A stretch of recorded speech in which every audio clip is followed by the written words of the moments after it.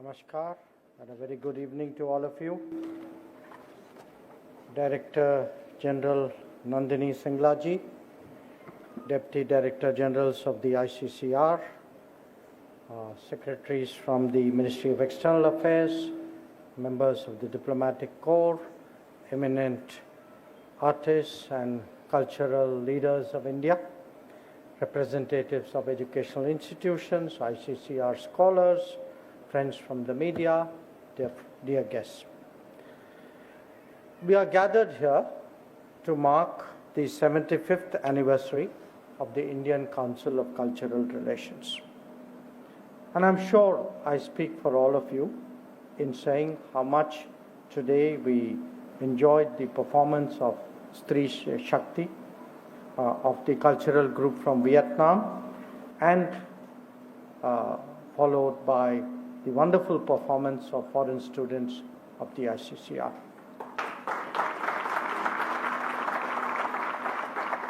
As is natural on such occasions, this is a time to remember the achievements and contributions of the ICCR, but it is also a time when our thoughts go to repurposing it better for the future. Now, 75 years is clearly a significant time for any institution to grow and develop, but it is an even longer time when it comes to the changes in the environment in which such an institution functions. Our nation and our society have changed profoundly in this duration. Today, we are, by any measure, more confident, authentic, and committed than before in terms of expressing our identity and promoting its understanding. Within the country, there is a much sharper awareness of our culture, heritage, and traditions. Indeed, there is pride about so many of their facets that they translate into a wide range of activities and initiatives.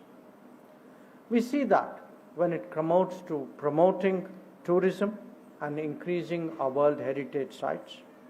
It is visible in campaigns like One District, One Product, or for that matter, in the support that we now give to the Vishwakarma community. Traditions and inheritance that were long neglected have now been revived. More languages enjoy classical status, and our habits and practices, whether we speak of yoga, Ayurveda, or millets, they are receiving a new impetus and momentum.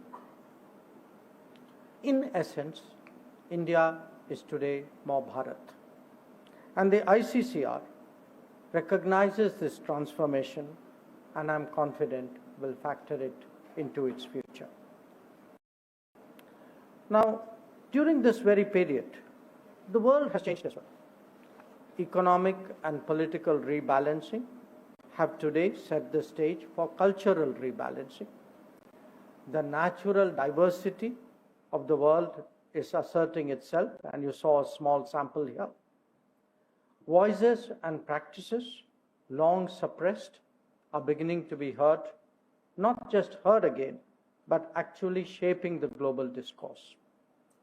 As we move away from a particular version of globalization that served the interests of a few, these tendencies will accentuate further. In such a scenario, it is natural that a civilizational state like India would make its presence felt more strongly on the world stage. For ICCR, that means new horizons, new ambitions, and a new agenda. Now, friends, we live not just in an era of flux, but we actually have entered an existence that is more regionalized, and I would even say localized.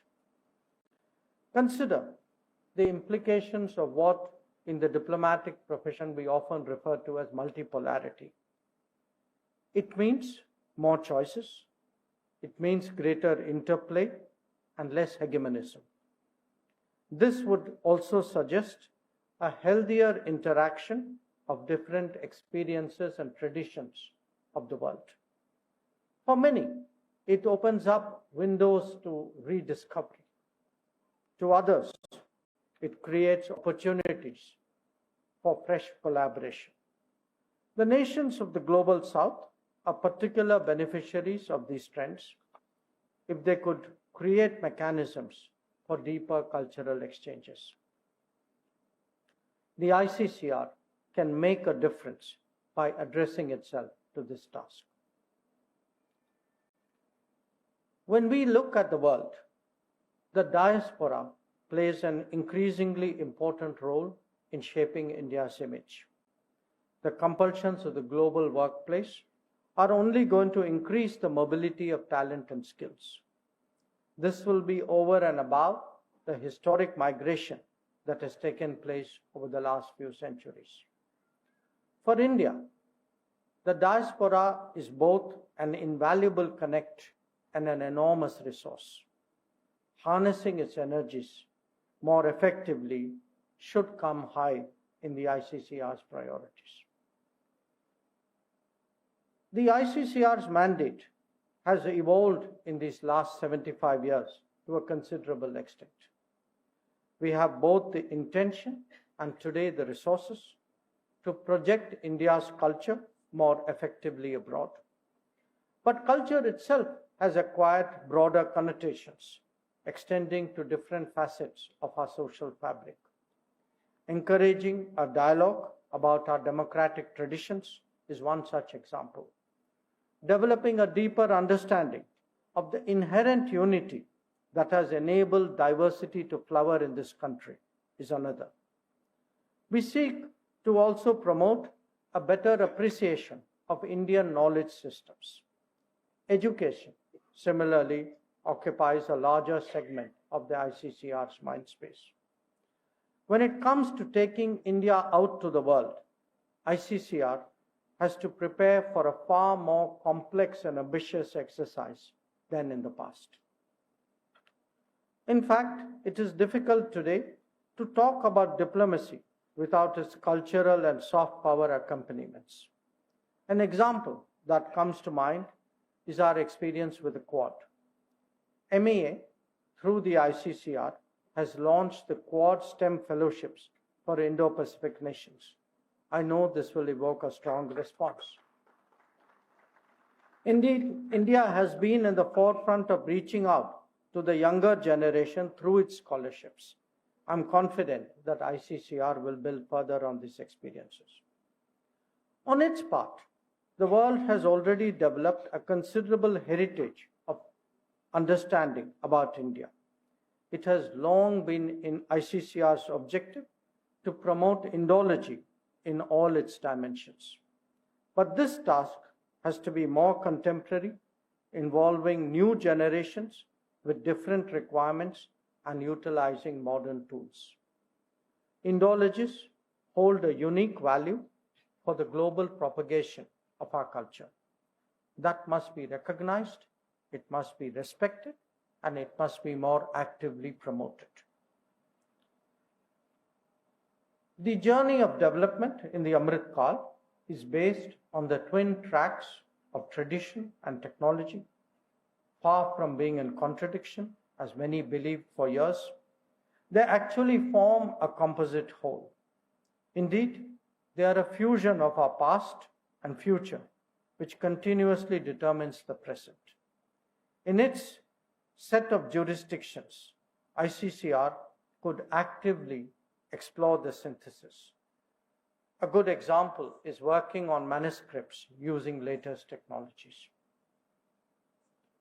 Let me make a reference here to our G20 presidency because perhaps there are few events in recent times which brought out the importance of bringing the world to India more effectively than that presidency.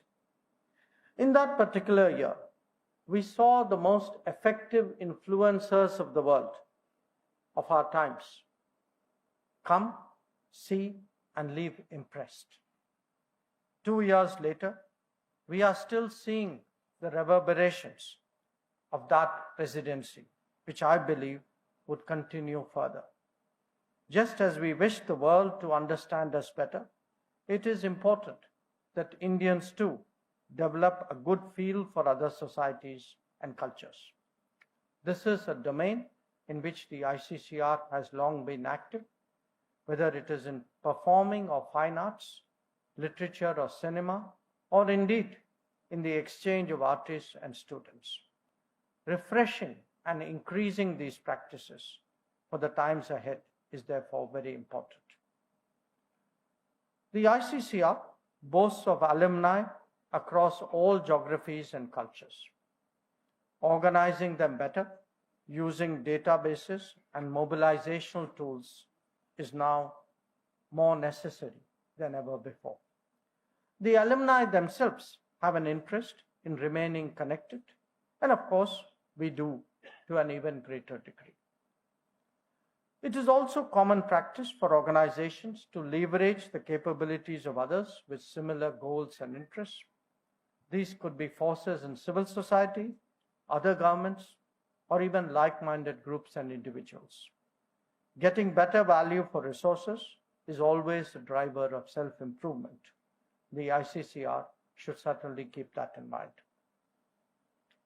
The last decade has demonstrated how soft power endeavors can be run on a scale, in fact, on a global scale. We saw that when it came to popularizing yoga, or in propagating Ayurveda and wellness practices. In fact, in encouraging the consumption of millets as well, or in enhancing interest about India's history and traditions. These could serve to motivate ICCR as it enters the next phase of its growth. So, friends, ladies and gentlemen, let me, on my own behalf and on yours, wish Team ICCR all the best in the times ahead. I'm confident that they will continue to grow and they will continue to contribute to our quest for a Viksit Bharat. Thank you very much.